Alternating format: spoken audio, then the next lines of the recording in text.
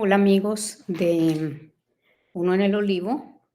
Voy a empezar el segundo tema de Gemas de las Escrituras, titulado El significado de la palabra vara. Entonces vamos a ver qué significa esto. Voy a preparar el keynote y vamos a ver qué significa la palabra vara en las Escrituras.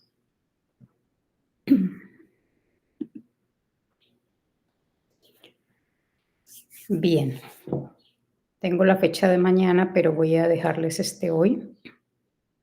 Y empiezo grabándolo en español para después grabarlo en inglés para mi grupo de inglés. Esta palabra vara está compuesta por una raíz primaria que tiene dos letras. Siempre las raíces primarias van a tener dos letras. La letra bet, que la estoy llamando la B de nuestro español, y ustedes ven la pictografía, es la representación de la tienda en el desierto, representa la casa, el hogar, y también tiene otra función como la representación de la familia. Y en el contexto de esta palabra es el racimo o el grupo de semillas. ¿Cuáles semillas? Según la siguiente letra, que es la letra Resh, representada por la R o la R, es una cabeza. Y su función es representar la parte superior, en este caso, la parte superior del tallo de una planta, de las plantas de los tipos de granos, como el trigo y la cebada. Entonces, esta raíz significa el grupo o el racimo de semillas que está en la parte superior del tallo. ¿Cuáles productos de grano? También todos los productos que se derivan de los granos están aquí, como la grasa, como la carne, las aves, el jabón, limpiar. Ahora, ¿por qué la grasa? Porque los animales comen este grano que se convierte en carne y en grasa, y el jabón sale de la grasa, y limpiar es una cosa del jabón. Todas estas palabras tienen esta raíz, BR, ¿sí? En español, bar. Vamos a ver entonces ahora la raíz secundaria, que es la que voy a presentar aquí. Recuerden que estoy usando las letras de izquierda a derecha, pero en hebreo se utilizan de derecha a izquierda. Lo estoy haciendo así porque para no confundirlos a ustedes.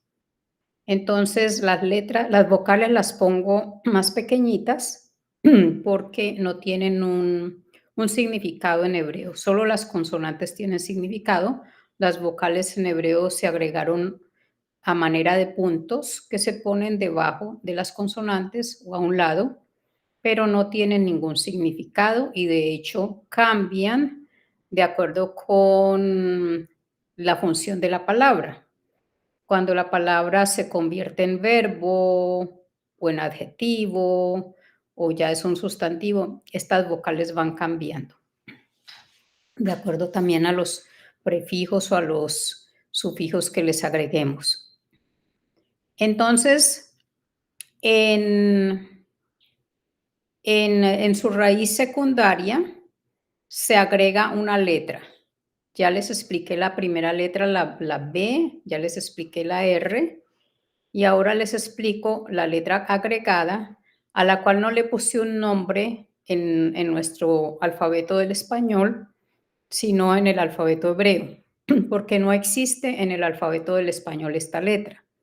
Esta letra se llama en hebreo Aleph, y como ustedes ven la representación es un toro, es la cabeza de un toro, y significa fuerza o energía.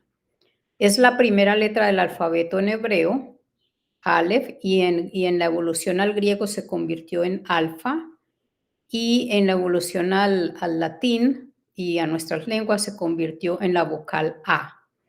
Pero realmente acompaña otras vocales y no tiene sonido. Realmente necesita ser acompañada por una vocal. Lo mismo que sucede con nuestra letra H en el español, que no tiene sonido. Ahora, ¿por qué yo no puse la H allí? Porque la H en español es la evolución de otra letra en hebreo que no es esta Aleph.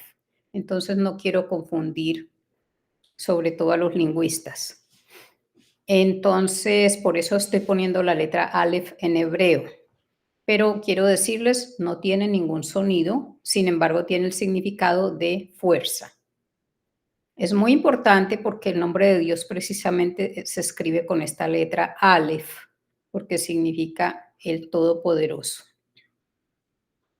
Bueno, entonces ya esta raíz secundaria nos da la idea de este racimo de semillas que están en la parte superior del tallo, nos da fuerza, nos da energía.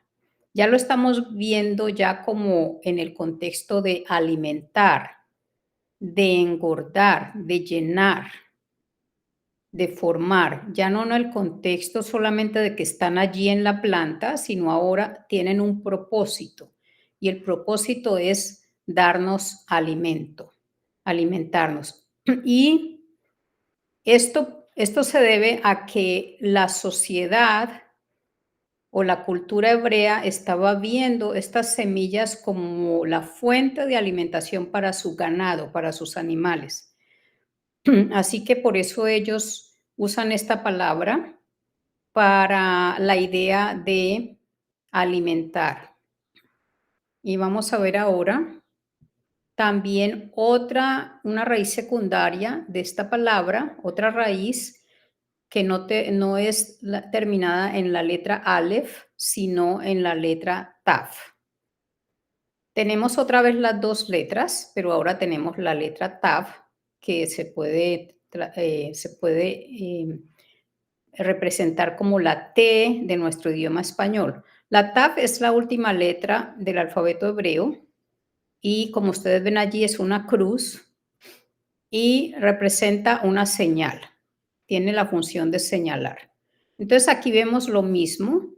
Vemos las primeras dos letras que significan este alimento y luego vemos la última letra que es este alimento es dado a un animal y ese animal ya lleno con ese alimento se va a convertir en, en un ser sacrificado, en un animal que se va a usar para un sacrificio y ese sacrificio es el pacto. Todo pacto en el Medio Oriente, en el antiguo Medio Oriente, se hacía mediante el sacrificio de un animal. Es decir, la palabra en hebreo no es el pacto, como lo decimos en español, sino el sacrificio. No se dice se hace un pacto en hebreo, se dice se corta un sacrificio. Entonces, de allí que la palabra pacto venga de esta raíz del alimento o el animal engordado que luego sirve de sacrificio. Es la señal del sacrificio. Yo no les voy a hablar en este video sobre el pacto, solamente quiero que noten que, la palabra pacto también es una raíz secundaria de, de esta raíz primaria que es BR y que nos habla de alimento. Pero hoy les estoy hablando de otra palabra y vamos a entrar en ella entonces. La raíz bara con Aleph, que ya les expliqué al principio, aparece en Primera de Samuel en el capítulo 2 y en Génesis 41:4 y creo que en otras partes de las Escrituras. Voy a leerles lo que dice en el versículo 29. ¿Por qué pisoteáis mi sacrificio y mi ofrenda que he ordenado en mi morada y honras a tus hijos más que a mí, engordándoos con lo mejor de cada ofrenda de mi pueblo Israel? Aquí la palabra engordándoos es vara. Como notan, es alimentarse. Génesis 41:4 dice, y las vacas de mal aspecto y flacas devoraron las 7 vacas de hermoso aspecto y gordas. Aquí también aparece la palabra vara. Como pueden ver, aquí estamos hablando de la historia de de José, en la época en Egipto de las vacas gordas y flacas, y aquí aparece esta raíz bara para esas dos. Ahora, en Génesis también aparece la raíz, pero ya no con el significado de alimentar. Yo lo traduje como formó, pero es la misma raíz, así que podríamos decir alimentó. Génesis 1 dice, formó pues Dios al hombre a imagen suya, a imagen de Dios lo formó, varón y hembra los formó. Note que aquí se refiere a alimentar, a llenar, ¿sí? A ser un ser completamente cuando uno toma cuando uno toma, por ejemplo, plastilina, o en el caso de Dios, toma los ingredientes de la tierra y forma, ¿sí? No solamente forma por alrededor, también rellena a este ser. Él lo rellena con todos los órganos, con todo el sistema circulatorio, él lo forma. Es más, la palabra hombre allí, la palabra hombre es Adam, y viene precisamente o está relacionado con Adamá, que es tierra. ¿Por qué? Porque lo forma de la tierra. Es la misma palabra. Entonces, como ven, esta palabra tiene que ver con no solamente con formar, sino con llenar eso que se está formando. Y por último, que es la palabra, que es el contexto que quería traerles hoy en día, es el tema de la creación. En Génesis 1 dice, en el principio, pero yo les puse en azul porque realmente no dice en el principio, dice primero o en un principio. No estoy hablando de esto hoy, entonces no quiero entrar en materia, pero en hebreo no dice en el principio y eso nos da a entender que no es el principio de la creación, es un principio. Recuerden que la creación del universo es antes de la creación de nuestro planeta o de nuestro sistema solar. Entonces estamos hablando de primero, el enfoque cuando dicen en un principio no es si este es el principio de la creación, sino que es un enfoque de tipo ordinal. Está diciendo qué hizo Dios primero, no está diciendo si esto fue el principio o si fue el final, sino qué fue lo que hizo primero. Entonces dice, primero, y la traducción al español dice, creó Dios los cielos y la tierra. En hebreo no dice creó, porque en hebreo no existe la palabra crear. En hebreo lo que dice es llenó y usa la misma raíz que les estoy mostrando, la raíz de alimentar, de engordar, llenó. Entonces dice, primero llenó Dios los cielos y la tierra. Ahora, dice y, pero en hebreo siempre que tenemos la conjunción y, esa I tiene que convertirse en el conector apropiado para las dos ideas que están relacionadas. El hebreo básico usa siempre I. Normalmente no usa otros conectores. Muchas veces usa el conector I, pero tenemos que ver la segunda idea para entender qué tipo de conector podemos poner aquí. Entonces dice, primero llenó Dios los cielos y la tierra porque la tierra estaba sin orden y vacía. Así que me pregunto, ¿por qué la llenó? Porque estaba vacía, por eso la llenó. Y así empieza Génesis 1. Podemos notar luego, y yo les dejo las fuentes para que notemos cómo fue lo que llamamos la creación. Realmente la tierra ya estaba allí, pero estaba vacía y él la ordenó y la llenó. Es muy importante notar todo el proceso y yo les dejo la fuente, creo que está en inglés, pero es muy buena fuente donde explica cómo Dios primero va organizando todo, primero organiza en los cielos, la parte pues que está en el aire, luego organiza las aguas y luego organiza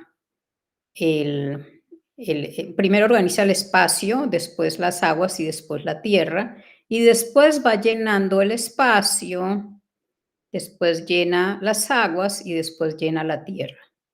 Notamos pues que en todo esto hay un proceso de ordenar primero y luego llenar, no de crear.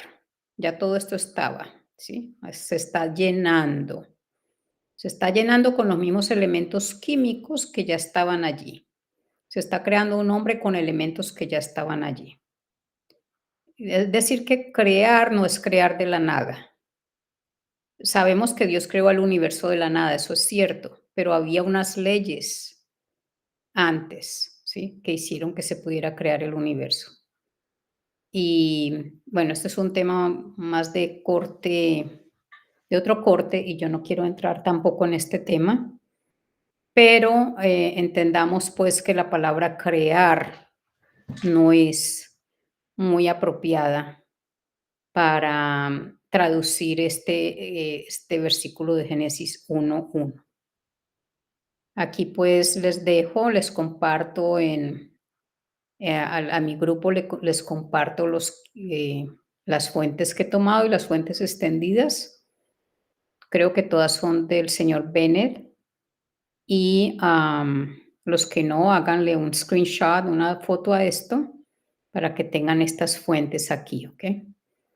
Bueno, feliz resto de día y quedo pendiente de sus preguntas. Es todo por hoy. Vamos a cerrar aquí la grabación. Denme un minuto porque todo esto es nuevo para mí.